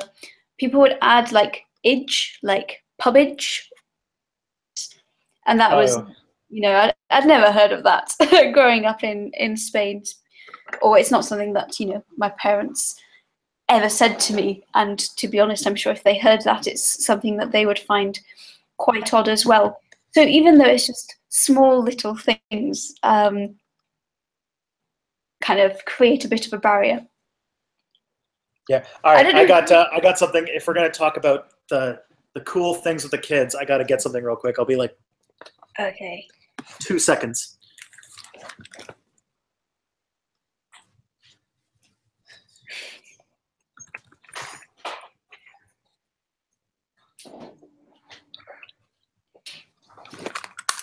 Alrighty. See, 2 seconds. Oh, cat. But you can dab, and then there's the water bottles, and then of course, I got this at VidCon. There you go. Oh, the fidget spinners. I have seen fidget spinners. I don't have one though.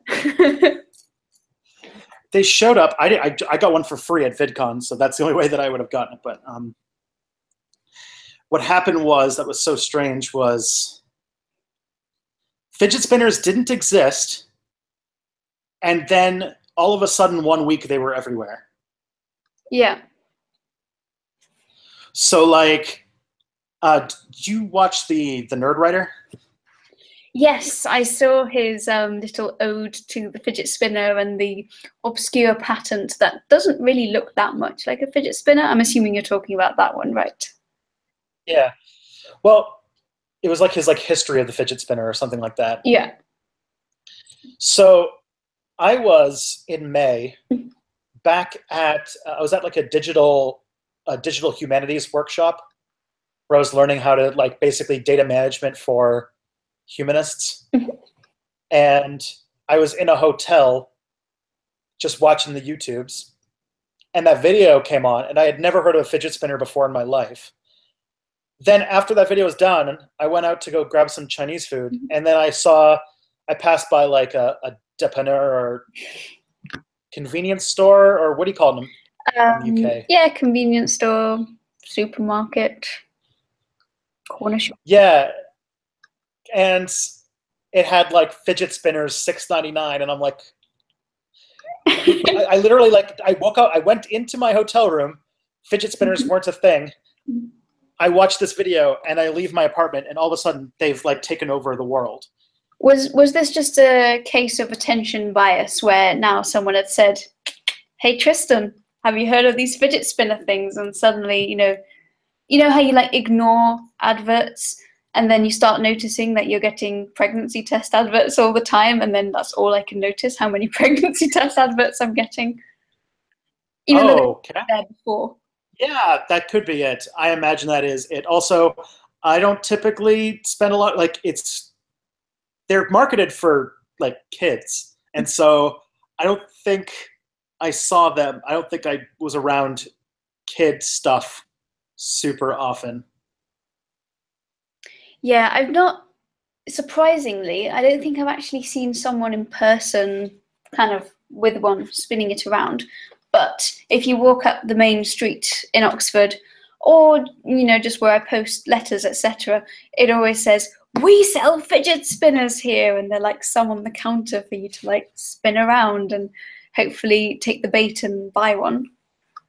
I think they're already, as the English would say, naff. I mean, I can see why they're catchy. I think it is, to be honest, I think the fidget spinner people can be very proud that they did become such a big hit.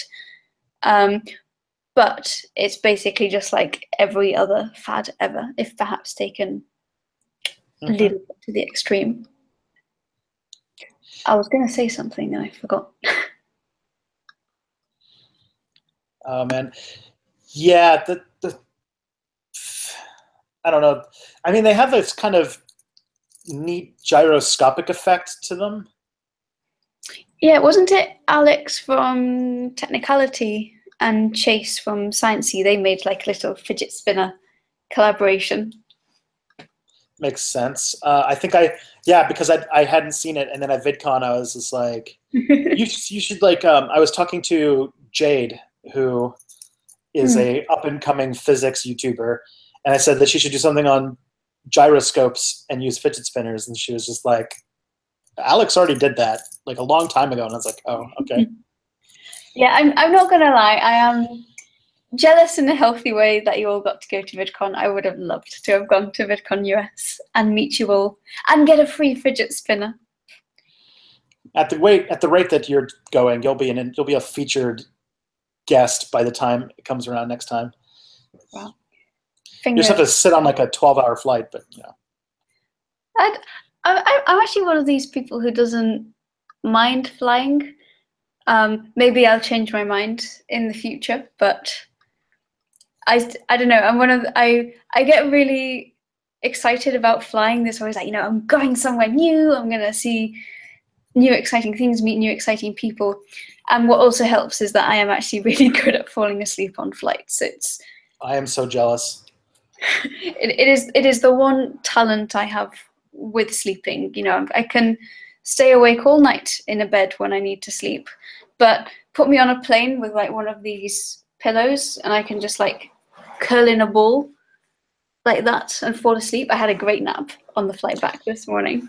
Oh goodness, I can't sleep under any conditions, period. Like, for me to even regularly sleep, I need earplugs and like a thing to cover my eyes, and like apparently it has something to do with the ADHD. I don't exactly know how that part works, but part of the, I took some like neuro, like EKG, or no, EEG. EEG, They hook, brain, and yeah. EEG, yeah. And apparently the symptoms electrically, anyway, if you have ADHD, is that your brain is just overactive in every single way. The sleepy way, the active way, the inattentive way, all of that. And so maybe that makes sense why I can't sleep. But yeah, so I like, if I were ever to sleep on a plane, I would need like drugs, I think. Have you ever been on this side of the Atlantic though? I have. I've so actually it was America that inspired Draw Curiosity. So I went to a conference which is called Sick Bee, which I always interpret as like a poor little bee sick in bed, but actually it stands for the Society for Integrative and Comparative Biology.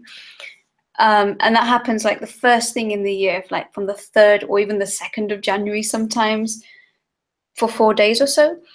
And I went, not this year, but last year.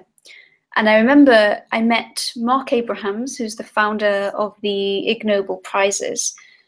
And I don't know, I found him really inspiring, and he had some very encouraging words for me, because I think I'd expressed like, you know, oh, I would like to try science, presenting yada yada, but was kind of a shy person and hadn't really dared to try it because I was inherently afraid that it wouldn't go well, and I would have my failure rubbed in my face, and I would have, you know, used this attempt because it's not like we could try things multiple times for things to work.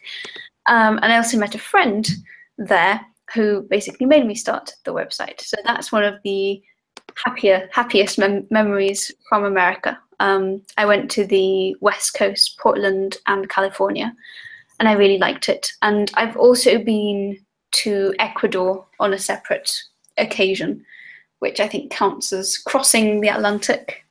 Yep. Well, it does count, crossing the Atlantic. Yeah, it was a good, VidCon was really fun, and I think you'll probably end up coming next year. On a long enough timeline, if you're going to try doing full-time, you'll probably end up coming at some point in your career. I feel like all of our timelines will cross over at some point in the future.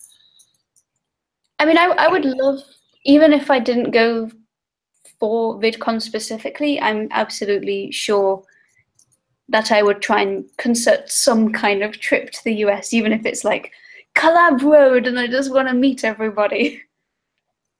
That'd be fun. And then there's also, oh gosh, I have also crossed the Atlantic on one occasion. Where did you go? Back in, I was there for 2 weeks, and I spent 4 days in Paris, and I spent 10 days in London. Proper London. This London. Okay, cool. When do you think you'll make it next time to our London? I say our London. This London. I'm not sure about getting to the UK again. I mean, it's on the near-term radar because I've kind of run out of places in Canada and the US that I want to go to. So I think our next flight, or our next vacation that we're talking about, is actually kind of doing a halfway thing where we're going to go to Reykjavik. Wait, right, yes, sorry, I was writing the name in my head. Where is that? Yes, Iceland. That would be cool. That would be. I think that's my plan, hopefully, for my next trip, is to Iceland and see some of the crazy cool stuff there for at least maybe a few days. But then one of the things that they're starting to do is, so flights here are super expensive. Like we have none of that. Like Europe has those really awesome $30 10-minute flight type deals, and where rich people can fly to Italy for a haircut or something. And so that's there, and then so what they're doing is that there's this airline that's saying, like, if you do a stopover in Reykjavik, then Iceland's kind of plugged into that European cheapo airline thing, and so all of a sudden, if you stop in Reykjavik, it all of a sudden becomes way cheaper to get to Europe than it used to be. I was going to say, if you make it halfway to Iceland, you might as well book a month or so and just, have a little explore around. Even if you say you could go to Scandinavia. So when I went to Sweden, someone told me they'd come by train, and they'd come from Germany. So they'd got a train, they'd gone through Denmark. From there, they'd gone, I think, to Sweden. And what they'd recommended is that I get that very same train because it's got beautiful views. But instead of going through Sweden, to go up Norway to, I'm sure I'm going to mispronounce this, but Bodø or Bordeaux. There's a city in Norway with that name, and it's apparently very beautiful, worth the visit. And from there, even beyond, you could find alternative ways of transport and get to the fjords and see the auroras and have the eternal days of summer. Nice. Also, once you get onto somewhere where the Eurorail exists, everything gets a lot easier. I do have a question for you that's asking, ¿Deberían Basque Catalonia ser países independientes? Oh, deberían. I mean, we do refer to the Basque country as País Vasco. My best friend is from Barcelona, and we were actually talking about this the other day, about what would happen, because I think there's going to be a referendum in October, which my understanding is the government opposes it, and Barcelona's like, that's meant to me bleeping out F it. So if they held the referendum and it comes out that Catalonia wants to be independent, then I think Catalonia wants to just declare itself independent.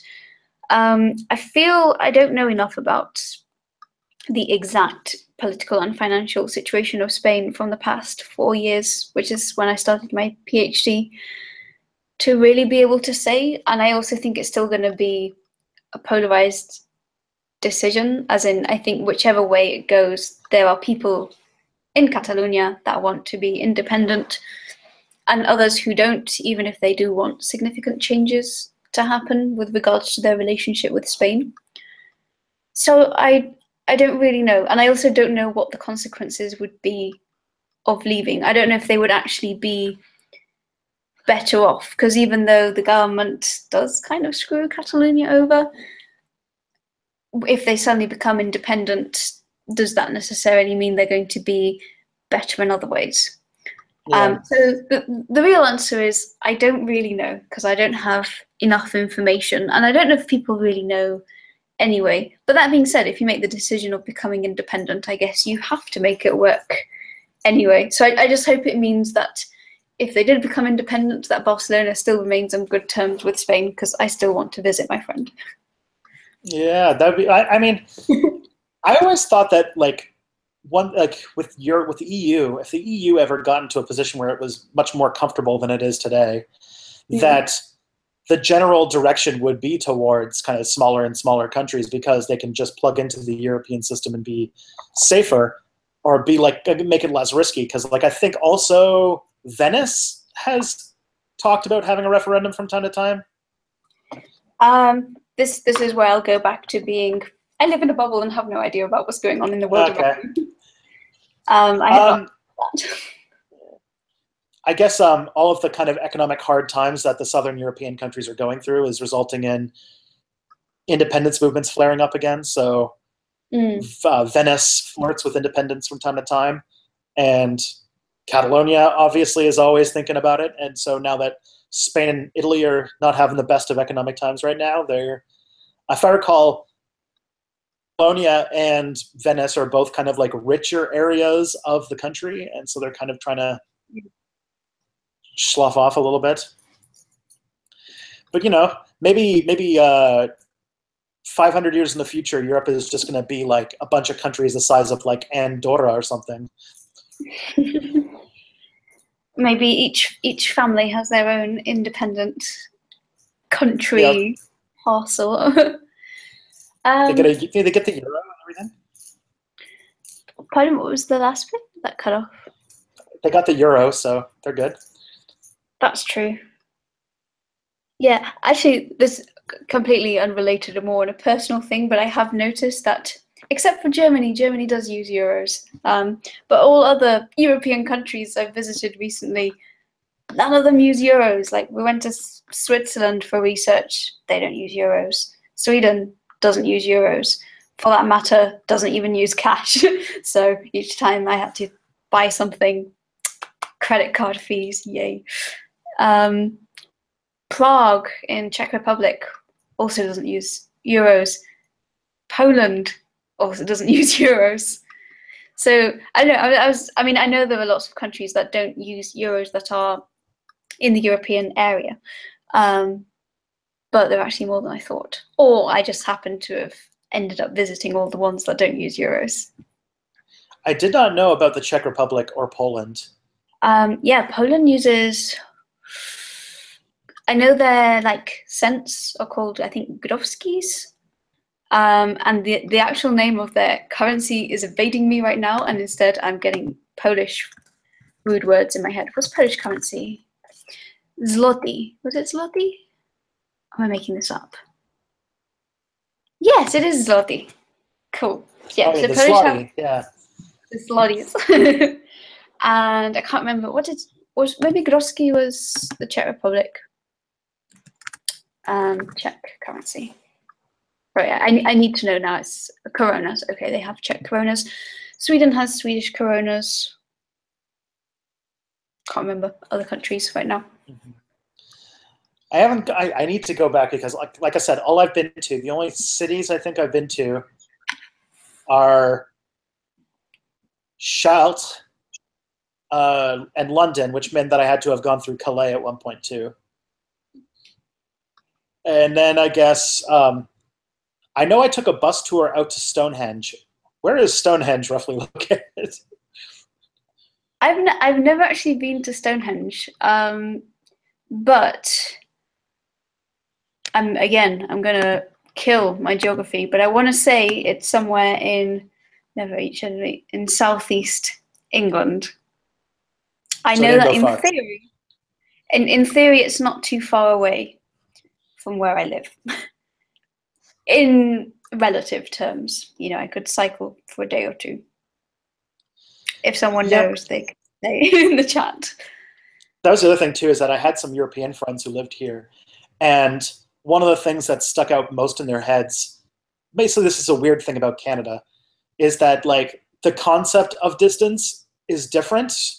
Like what they would think is like really far away or close for us. So like they would go away on this trip and it like was considered like, a few cities over, not too far away for us. But they was like, yeah, like distance wise, it was like we just decided to go to Poland for the weekend. And it was like, Actually, if you ever come visit us here in Oxford, you'll find that taken to the extreme, because Oxford city centre is so small, and you can basically get from one end to another in about 40 minutes if you really wanted to. Anything that's over 10 minutes away is considered pretty far. Well, now that I live in like downtown Toronto, I feel like now anything that's more than 3 blocks away, I feel like is like, man, that's pretty far. I have one question for you about visiting Europe. When you go somewhere, is there anything in particular about a place that you visit that makes you really like it or makes you really dislike it? Like, what makes a place somewhere that you want to go back to, or that's a good, memorable trip? My love for places to visit are typically based on two factors, and that is the quality of their museums and their pubs. Okay. Come to Oxford. Well, that's why I really loved London when I went, because it's got those in spades. France, I liked as well. I don't know, like if I went with my wife, she doesn't speak any French, so it might be a little less fun for her. But I'd love to go to a university that is older than the first Europeans arriving on the continent that I grew up on. So, you know.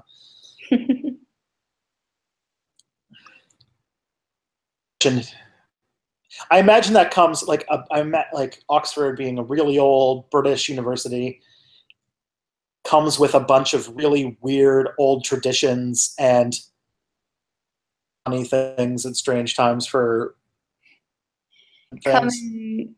Come in late May or early June, and you'll see people in subfusk going to their exams because we have to wear this. What's that? So subfusk means it's basically kind of dark clothing.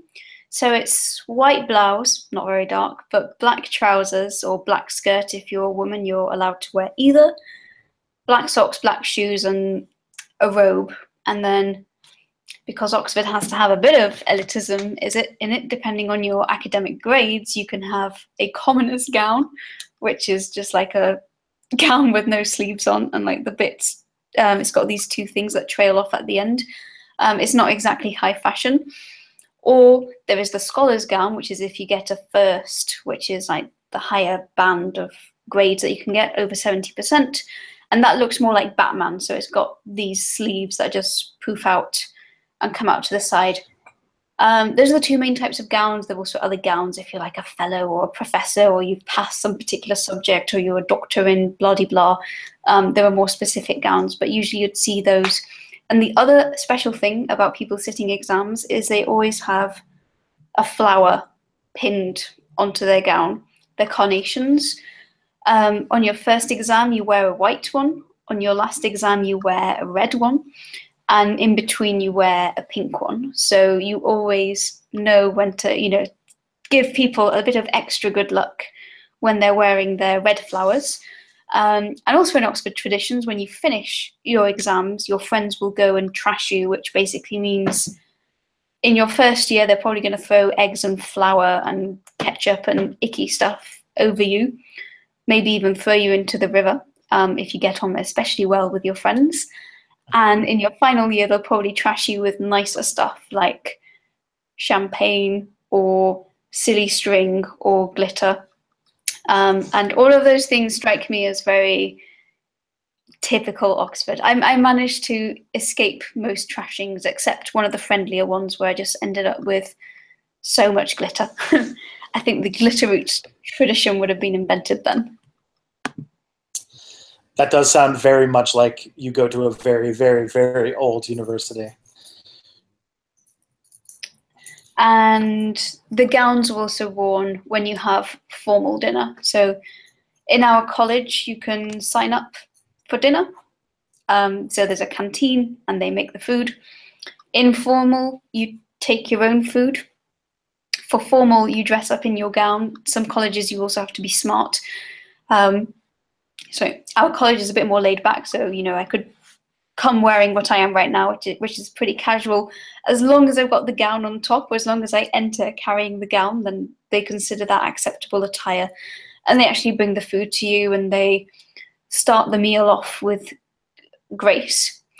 And there's this thing called high table. So the canteen has all of these very long, fancy tables in a very old hall that looks like Hogwarts.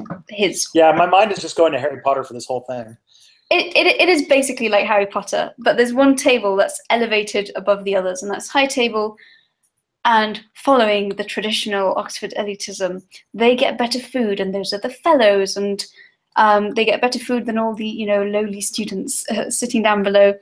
And they come in and they like bang on the table, and everyone has to stand up whilst grace is being said by the most senior member. And it is the high table that determines when everyone sits down again. And then when high table finishes their meal, they once again bang on the table, and it doesn't matter if you've finished or not. You've got to stop eating and stand up and watch high table leave the room before you can sit down again and finish. So it's kind of one of those little bizarre Oxford traditions that's just still there. It does remind me that when Harry Potter was supposed to come out, like when she was shopping it around to publishers, they actually were like, they didn't want to publish it because they're like, it sounds too elitist. Going to boarding school and all the traditions of like, they were like, we're trying to get away from this generally. And there's this whole thought that like, tell a novel about going to boarding school and everything like that in today's age. So that come up. But I think we are coming to the end of our time. I imagine. Yeah, time has flown by, actually. Mm-hmm. So one last time, so that everybody gets to know where to go see you. What's your stuff? Okay, well, I can give an extended spiel if you want. Yep, do it up. I'm Ines, rhymes with face, space, occasionally disgrace. I'm a PhD student. I study insect flight. And on YouTube, you can find me under Draw Curiosity. I have posted in the chat, so you've probably seen me pop up there. I know one of you speaks Spanish. I also have a Spanish science channel called Ines, on which there is a grand total of 2 videos, only one of which is actually science and the other one's an introduction one. I do other things on YouTube as well, but really those are the 2 main things. I also have a mental health channel because I thought that was an important thing to make at the time, but they're older videos. And I have a second channel, which is a dump for everything else that doesn't fit anywhere else. And that is basically my life, because I'm also a PhD student and I really want to finish this year. And that does not leave me. All right, Ines. And you're like, shut up now, Ines. You've gone on for long enough. Oh, no. I didn't know that. It's hard to talk on Google Hangouts. It's fine. I'm just messing around. I'm in one of those moods. I'm not cross. So much. We've been our channels have been, growing together. We've been giving each other advice and such for at least a year now. So. Yeah. Oh, and we did that podcast together, the YouTube United. Yeah, you were on an episode of YouTubers United back when that was the thing. Alrighty, so thank you so much, and everybody, thank you for being a subscriber to Step Back. I hope to keep you around for another month and hope to make another batch of good videos for you to enjoy. I want you guys to all thank Ines for coming out and helping this be a better hangout than me just talking to nobody. Thank you so much for providing a bit of class to this place. I was going to say thank you for having me on. This was actually a really nice way of spending my evening. Cheers. Yay, and cool. Sorry. Inestable. And yeah, unstable. Unstable or Ines table. I don't know. I like bad plays on words. And of course, next month we'll have another awesome hangout. I'm currently 2 people. I have a thought of possibly sitting down with a professor of Viking studies from the University of Nottingham. So that might be something that comes up soon. We'll see about that. But anyways, stay classy.